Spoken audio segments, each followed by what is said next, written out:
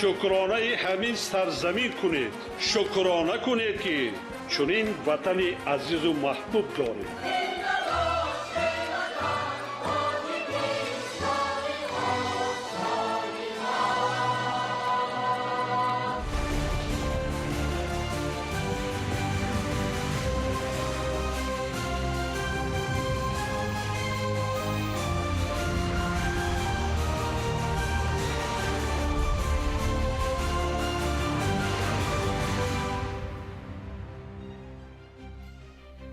ассалому алайкум тамошобинони муҳтарам. Нашри навбатии барномаи иттилооти ахборро аз телевизиони Тоҷикистон мустақиман манзуратон мегардонем. Дар студия Ойшаи Саттор.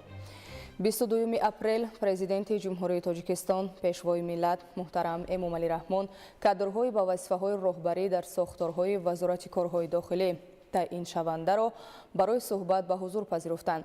Бо қарори ҳукумати ҷумҳурии Тоҷикистон Вализода Илҳомиддин муовини вазири корҳои дохилӣ таъин карда шуд.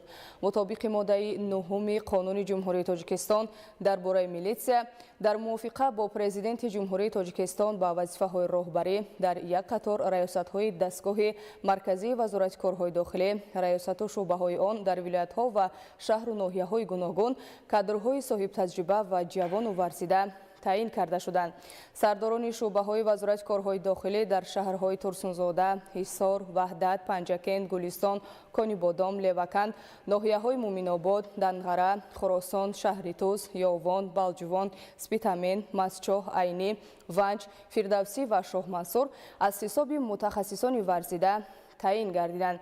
Сарвари давлат муҳтарам Эмомалӣ Раҳмон кадрҳои ба вазифаҳои пурмасъулияти таъиншударо ба хизмати софдилонаю содиқона ба давлат ва мардуми Тоҷикистон ҳидоят намуда, ба онҳо доир ба таъмини ҳифзи ҳуқуқу тартибот, волоияти қонун ва иҷрои босифати вазифаҳои хизматӣ дар асоси савганди садоқати худ ва қонунгузории кишвар дастуру тавсияҳои мушаххас доданд.